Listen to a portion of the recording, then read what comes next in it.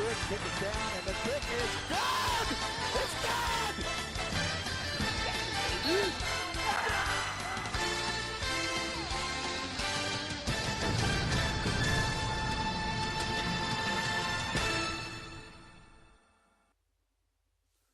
Good morning, Dragon Nation, and welcome to the Coach's Corner. I'm your host, Jeff Gorby. I'm joined this morning by our head football coach, Melvin Cunningham. We're going to kind of have a shorter little bit show this morning, a little different format. We didn't have any players coming in today. We had a homecoming dance last night. Those guys were out late. We wanted to give them the opportunity to enjoy themselves last night at the dance and not get them up too early this morning. A lot of things going on this week, Coach. A lot of things this past week. We had a good week. Huge shout out to Isabella James, hole-in-one last Monday at the sectional golf tournament up at Big Beaver in Piketon, Ohio on the number 5. Huge accomplishment. Second hole-in-one we've had this year. We had Landon Roberts earlier in the year that had one. I don't know a lot of golf history here at Fairland, but I'm not 100% sure we've had one hole-in-one in the season, let alone two. So big shout out to both of those golfers, but again to Isabella this past Monday down in the sectional play on number 5. Big week for golf. District match at Crown Hill this coming Wednesday. Got the opportunity to possibly get to the state tournament as a team. We've never had a team make the state tournament in golf. We've had some individuals, Hannah Shrout, Clayton Thomas. Hannah made it, I believe it's 3 years in a row. Clayton made it 1 year. So we've had some individuals make it, but not a team. I know talking to Coach Ward a little bit yesterday on the phone about some things, and he was very optimistic. Felt like we had the opportunity to get out there. Again, it's been a pretty tight match between them and Gaia in the conference meet last week in the sectional meet. We look for the same thing tomorrow. Wednesday. Top 2 teams get out, top 2 individuals get out. Jeremiah Pfizer is playing lights out right now. Jeremiah was 1 over this past week in the sectional play down at the Elks. Landon Roberts also playing extremely well. E.B. Hall probably had the game of his life this past week down there. Let's hope he has another one of those games this Wednesday. Of course, Jake Seagraves also playing with them, and Ben Southern. So we wish them best of luck this coming Wednesday in the district down at Crown Hill. They're going to go up Tuesday night. That way they can get a good night's sleep before they get there. Coach, volleyball, I know you got the opportunity to kind of stick your head in a little bit Tuesday night when they were playing South Point here. Good match. And then again on Thursday, of course, we were both over at junior high football. Neither one of us got a chance to stick our head in on Thursday night. They're playing extremely well. I believe they're 15-2 right now. This week they're on the road against Ironton and Colgrove. Both of those games are going to be good games on the road for them. Setting up next week's showdown, next Thursday night, senior night, last game of the year for Gaia Academy. Coach, how do you keep, I'm going to ask you the Mary Haynes question right now. How do you keep your kids focused going into some teams that you've already beat pretty easily, but you've got to keep them focused in order to be able to still be in contention come next Thursday when Gallipolis rolls in here? That's difficult. I mean, we faced that same circumstance here this past week, playing South Point and understanding who we had coming behind that with Portsmouth and Colgrove. So, I definitely understand it, but you just got to stay consistent, continue doing what you do, and make your focus about yourself and not necessarily about your opponent. So, because you still have room for improvement. I think one of the greatest quotes I ever heard was, the smallest room in the world's a mushroom, the largest room in the world's a room for improvement. So, you just got to focus on what Fairland volleyball is. Yeah, I agree, and they've done an outstanding job this year. Senior-led group. They've got some younger kids that are playing outstanding for them right now. Again, good luck to you guys this coming week with at Ironton and at Colgrove. Cross-country team was off this past Saturday. They had a good race Wednesday night down in Ashland at the KVOCCT. This week, back at Union Odo on Saturday. Union Odo is a huge race. They're in Chillicothe. They're getting teams out of the Columbus area, getting teams out of the Southwest. So it's going to be a good run for them and see what they can do against some little bit different competition. It's a flat course. It's right there around, if you've ever been to Union Odo High School or up around the VA Stadium where the baseball teams usually play in tournament, you'll know that it's completely flat. So it's a good course for them. It's a fast course. So we're looking for big things out of them. We've got some soccer players that will be moving on After that race, over to North Adams. Girls' game is going to start at 2:30 on Saturday over at North Adams, followed by the boys. That game's been backed up, so there has been a time change for that. Soccer teams this week, non-league, Tuesday night. Boys are at Spring Valley. Opportunity to go play a big AAA school. Girls are playing Minford at Minford. Minford's, I believe, number 2 in the AP poll in the girls. It's going to be a tough task for them. So we're looking for some big things out of the soccer program. The boys team this past week tied South Point. Seen one of the AP polls released yesterday. South Point was ranked, I think, 9th. So that's a huge, huge victory for them. Those of you who know soccer, a tie and a victory are huge feats. So congratulations to them, and they're playing extremely well. So we're starting to wrap up your soccer season, your volleyball season. Next week is pretty much the end of that. We're getting ready for some tournament draws. So all those teams are playing extremely well. We've kind of touched on them all. Let's talk football. You know, this past Friday night, Coach, it was homecoming. So many activities going on throughout the day. The last hour and a half of school, we're outside, we're having fun. Then we got to turn around. We got to get refocused. You come out strong. You know, you put 21 points on the board. I can't remember there were so many different things that happened. Not necessarily our fault, but on some extra point attempts. We felt like one had went through. Apparently, it was to the right of the upright. I'm not 100% sure, but I'm 160 yards from that upright when it supposedly went to the right. Some different things. Kind of talk us through that first half and your offensive explosion with some great plays from Peyton, from Steeler, from Bryson Hunt, Zion, Jack Hayden having a huge catch after the hook and ladder. Kind of take us through that first half.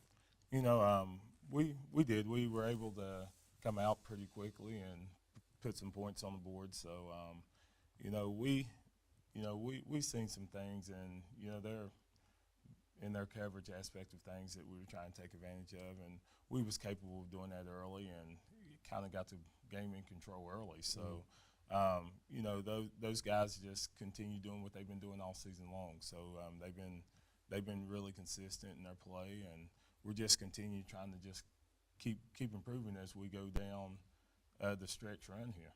Yeah, you know, Coach, we spoke briefly after halftime. We're coming back out. I was taking care of some things, but I always try to get over and talk to you, and we talked briefly about some things. And I said, what kind of adjustments were made at halftime? I said, I know you're up 27 right now, 25, whatever it was. You know, feel like we got this game in hand. And you said you were going to kind of look at some new things maybe that we were going to be using against Portsmouth, see what that look was. And I know that changed up your defensive scheme in the second half. Kind of talk to us about some changes that were made, maybe not necessarily for South Point, but looking ahead at a couple games coming up. You know, I think that so many times that you got, you know, I think the noise is always a big thing with sports. And it's, you know, individuals that's not in the room when you're going through your game plan and your thought processes during the week. And, you know, we wanted to get the game in balance quickly, which we did. People didn't realize out there that our quarterback didn't practice all week. He was ill.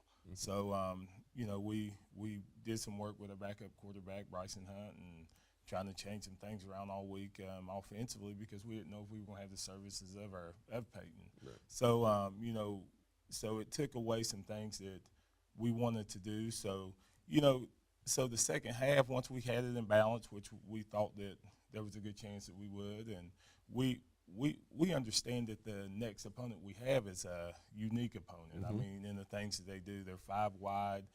Their quarterback has the capability of extending plays, run the ball well, throws off the run well, and so we thought that the best way to look at some of those things on film was to have someone that can emulate that at game speed, and that's that quarterback from South Point. I mean, they're a lot similar kids. Both of them does the same things, and they do them well. So we moved some people around defensively, you know, even though the game was never out of balance. I mean, we were in control of the game the whole time. We felt that we were.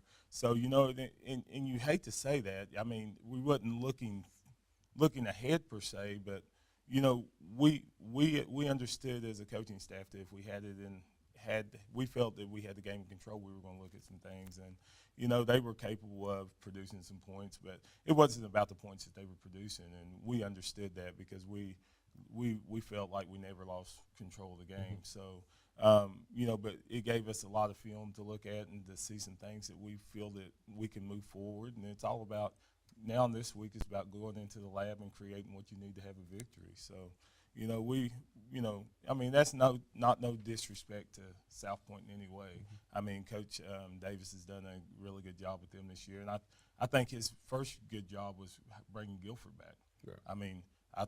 Guilford, he's a good coach. He's probably the best coach on that staff. So, right. You can see that aspect of things just trickling down through the direction that they're going. So, we looked at some things, and we're excited about getting to the coaches meeting this afternoon and working on some things. You spoke last week about getting some younger kids ready, maybe getting some looks. Throughout the game, as I'm down there and I'm watching, C.J. Graham's getting a lot of action in the secondary. You mentioned Connor Black last week and getting him ready and seeing what a young freshman could do. I seen him getting quite a lot of reps. Garrett Cornwell maybe kind of thrown into some reps there. Justin McKee going down. I know Garrett's played quite a bit defensively for you. Now all of a sudden, this week Dylan Stone was out. Then Justin McKee going down. So I think Garrett kind of seen a lot more snaps than maybe what was originally planned. Felt like he had an overall good game.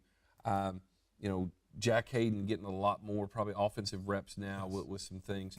Those younger kids are starting to grow up, and we talk about, everybody's like, oh, well, they're just sophomores. Well, these kids have got enough snaps now, but we should be considering them juniors. How important is it for those younger kids to get those snaps? Because we've got an important game coming up, and some of those younger kids are going to see some snaps this week that maybe they're not normally going to see. Oh, absolutely. It's very important. It's a process, and we understand that. We're a very young football team, but, like you said, they've got a lot of snaps. And, Jack Hayden's, looking at him getting more reps on the offensive end, and it's because he's getting healthier. He was nursing some injuries earlier in the year, and, so it took some of that aspect from him. He's dynamic with the ball in his hands, and you could see some of that this past Friday.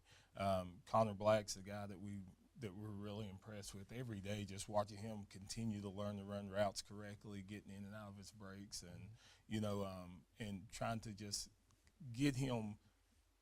continue getting him acclimated to the speed of the game. But he coming into the game, we thought he'd get more reps than that, but Christian Collins stepped up and had probably his best game of the year on both sides of the football.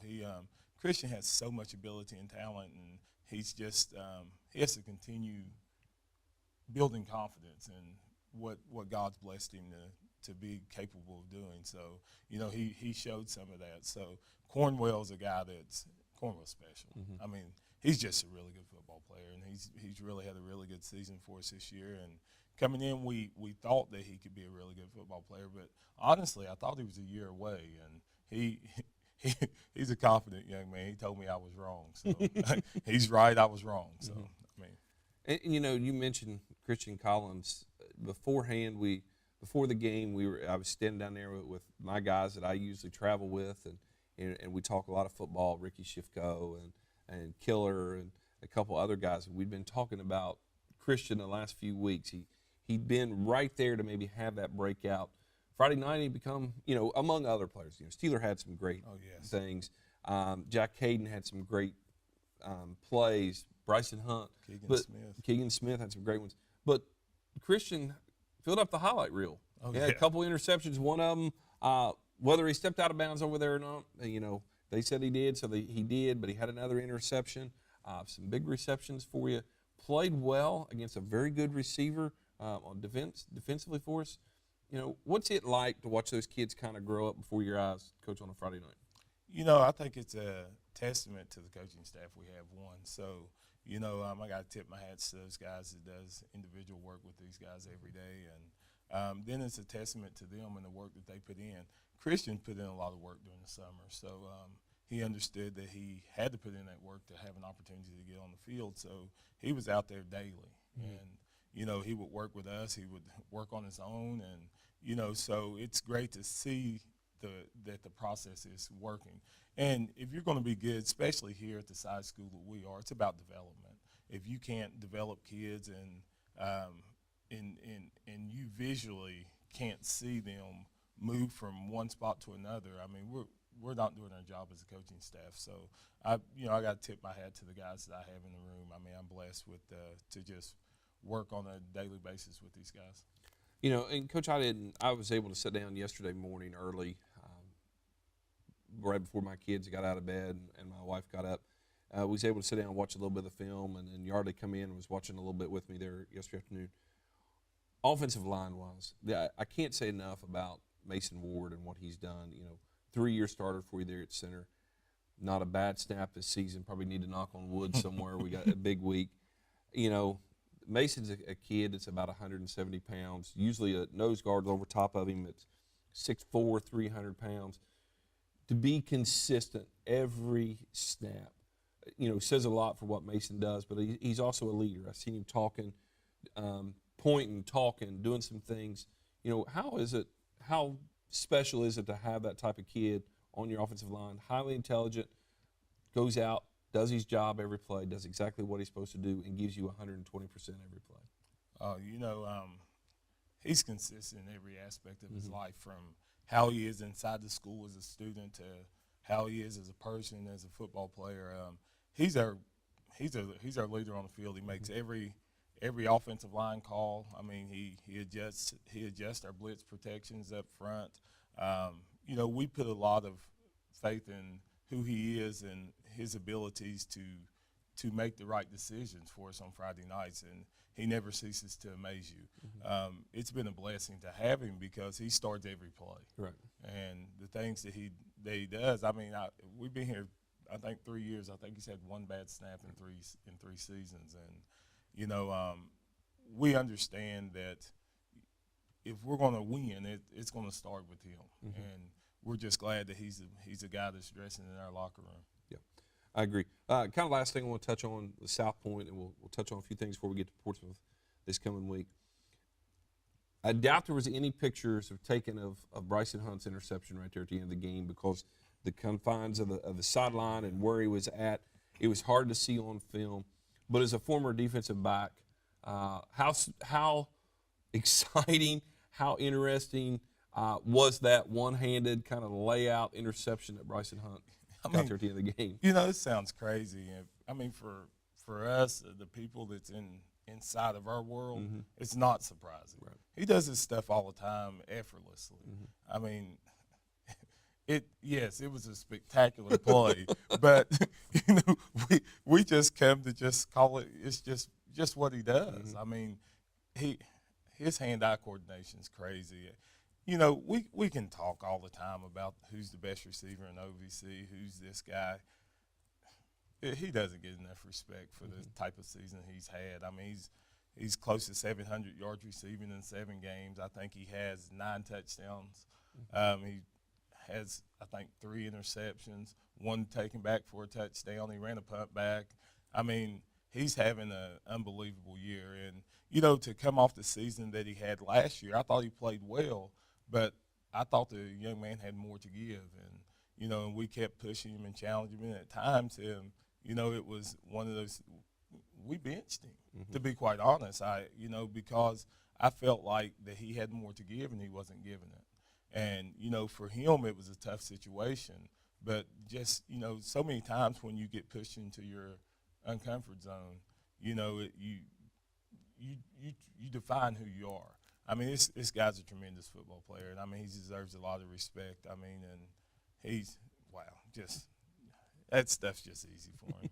It was kind of ironic. About halfway through the game, he had a great catch or a great defensive play, and one of the guys that asked me, he said, "Which Hunt do you think was the most special or best athlete of the boys?" And one of the older guys who's watched a lot of football around, he's hollering, Chris. I said, the dad? And they go, yeah, the dad. He was special. So it was kind of funny that, you know, I know Chris was watching the game. He didn't have the opportunity to come in. He was watching it on the live stream.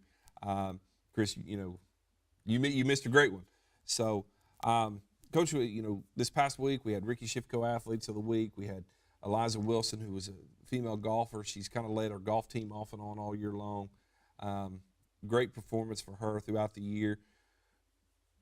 The male athlete of the week, talk a little bit about. Gabe Polson had 3 soccer goals. When I talked to Ricky about who we wanted for this week, and he was all about Gabe, he said, extra point-wise, he's almost perfect for us. He steps up and hits a big field goal. How important is it to have that kicker who can hit from 30, 35 yards to be able to put points on the board for a high school football team? Oh, it's very important. I think not only that, I mean, his demeanor. I mean, I've never seen a guy that's calm in the midst of everything. Right.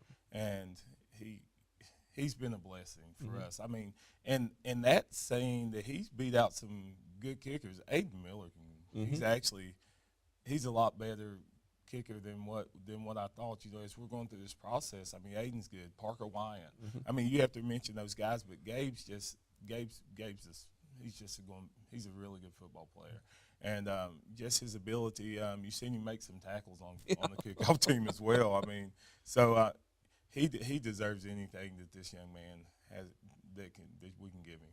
And it's kind of ironic, as the soccer programs grow around the tri-state area, we see a lot of the soccer players coming out and kicking. We see a lot of female kickers now. We're going to credit you with starting that trend here in the area. But we see a lot of those soccer kids kick off, grab the tee, and sprint off the field. They don't want anything to do with contact. We see Gabe back there playing the safety valve. And, as a coach, you get aggravated when that returner gets to the kicker, but you kind of see a little smirk out of Jake or out of Gabe because he knows he's going to get to hit somebody. Oh, yeah. And so it's been interesting to watch him and his development this year. Coach, we're going to kind of change gears a little bit. Let's talk Ribber Steakhouse. I mean, the Portsmouth Trojans. Yeah, for this. Let's talk about Portsmouth. Portsmouth's a good program. Coach Cobb down there has turned some things around. They've got some outstanding players. It's a beautiful facility to go play in. It's going to be loud. It's going to be an exciting game. The Portsmouth-Fairland game has always been more of a 4th of July fireworks spectacular than football. Let's talk a little bit about it. I know you've already watched some film. You've talked to Coach Cobb. What do we look forward to this week? Before we do that, I don't want to take credit for starting the whole female kicker thing. It was all her. I mean, she came to me. I was trying to get Gabe's brother, to be quite honest. And, so she came to me and told me that she was going to be the kicker, and it was all her. She worked on her own. I thought she was kidding. And you get a phone call one day, come watch this. And I thought, oh, well, couldn't get Gabe's brother, so she was the one that was there and actually won and the rest is history, right. I guess, right? So, yes. But, as far as Portsmouth, Coach Cobb, man, wow, what a job he's done. And you're right, it's been high scoring, end of the game type excitement every time we go down there. I mean, we've not played well at Portsmouth. I think we've been down to Portsmouth 4 times, I think, in my tenure, and we have 15 turnovers. We went down again this past year, but it was to play West, and but we're 2-2 down there. We've 15 turnovers. We've been down at the half every time down there by 21 points or more. It's not been real friendly. So that's the first thing we have to start quickly, because you get behind the sticks or on the scoreboard against this team, you're just in trouble. I mean, their firepower is crazy. Athletes everywhere. Duncan, their quarterback, has the capability of making plays when there's really no play out there. So you definitely don't want to put yourself in that situation, because we have to find a way to have third down stops. So it's really a daunting task we have before us, but we're excited about it. You mentioned Duncan, quarterback there. I believe he is the former head coach's son. Aaron, yes. Yeah. So, I'm sure he's getting a lot of help at home. Aaron moved over to the baseball staff. He's doing some outstanding stuff there with the baseball team. But I know at home he's watching some film with him and talking coverages and some different things. So, those kids are well coached at Portsmouth, athlete at every position. Your son, Kedrick, was standing beside me a little bit Friday night, and we were talking about the Portsmouth game from a few years ago where Portsmouth refused to score in the last minute or so. They took a knee on the ball to try to run out the clock because they were scared to death to give it back to you. So I'm looking for another one of those exciting games. Let's try to cut down on the turnovers. I know the last couple times we've been down there, Joe Lambiot, Max Ward, we seem to find their secondary guys more than we did our receivers, but they were still great games. We had the opportunity to win a couple of those late. How do we get ready for that trip to Portsmouth? It's one of our, other than Trimble, it's one of our longer ones. Later in the year, you've got some different things going on. We've got a lot to prepare for. How do we get ready for that trip Friday night mentally to get on the bus, set for an hour and 15 minutes, get off down there and just be ready to play? How do you approach that? I think your preparation starts today. I mean, I don't think it's something you do on Friday. It's something that begins today, especially here because we're coming off homecoming week. We have to get these guys back out of the mindset of hanging out with your friends and enjoying homecoming, which we want them to do. But we have to be able to store that in the past, so so that's the first thing. So, we have to get them back to drinking their fluids, putting the fluids into their body, and yoga, just our typical week process. But, and then on, getting there Thursday, we have to make sure that we're fueling our bodies the correct way as the week progresses. So, and trying to give as much space to each kid that's necessary on that bus ride down there, and that's the big thing. But then when you get off the bus and making sure that we just warm up the correct way. I mean, so all those little things come into play because it's a little longer trip. But we've kind of prepared for that throughout the year. We went to Trimble. We took the trip to Trimble. It was a big trip for us. So it's not something that we haven't done this year. So, it's just like any typical Friday. I mean, sooner or later, 7 o'clock's coming. They're going to put the ball down, and, you still got to execute to win. Yep. A couple things, Coach, as we wrap up. A couple thank yous, huge thank yous. Holly Martin for organizing Alumni Flag, Alumni Majorette Night for this past Friday night, homecoming. Jessica Purdue for taking on the cheerleading organization. Patrick Frazier for organizing the alumni band. Big thank you to Susan Dunphy and Keith Carper for allowing those groups to come out and be a part of your band on Friday night. It was an amazing night. A lot of compliments from the crowd throughout the evening about how special that was. Coach, I know a lot of those former football players were back. Several of them had come down and just spoke to me, and I've seen them talking to you in pregame and a little bit after the game. It's always exciting to have those alumni, distinguished alumni, back with us. Oh, yeah, Class of 1982, thank you so much for coming back in. Class of 1992, those guys were back in, and also class of 2002. Those were the three major classes that were back. I know there were several other distinguished alumni and people back. We thank you so much for coming back in and enjoying that. It's always a pleasure to see you. And when you're at the games, come down, and if you don't necessarily know me or Coach Cunningham before the game or after the game, catch one of us and maybe share an experience with us of your playing days here at Fairland or anything else that you did. We do appreciate you coming back. We'll be back next Sunday at 9 a.m. We're going to come back and talk about Cold Grove football. We'll talk about tournaments and getting ready for the volleyball tournaments, soccer tournaments. We also need to give a huge thank you to Jerry Bell here, our media teacher. Jerry comes in every Sunday morning and sets up for us and gets us ready for this show. He will be the one helping with the broadcast this week down at Portsmouth. Again, once we get in connection with them tomorrow, we'll be able to tell you whether it's going to be a live stream or a tape delay. Again, we have no control over that. It's Portsmouth's facility. They will let us know yes or no, whether we can live stream or it's got to be tape delay. Again, that is not Fairland's situation. It is not anything that the OVC can control. It is the host school. I also have the control of that when other teams come in here, and we'll be the ones, our IT program, be the ones controlling that. Again, thank you for turning in today, Dragon Nation. We'll see you next Sunday at 9 a.m. Have a good day.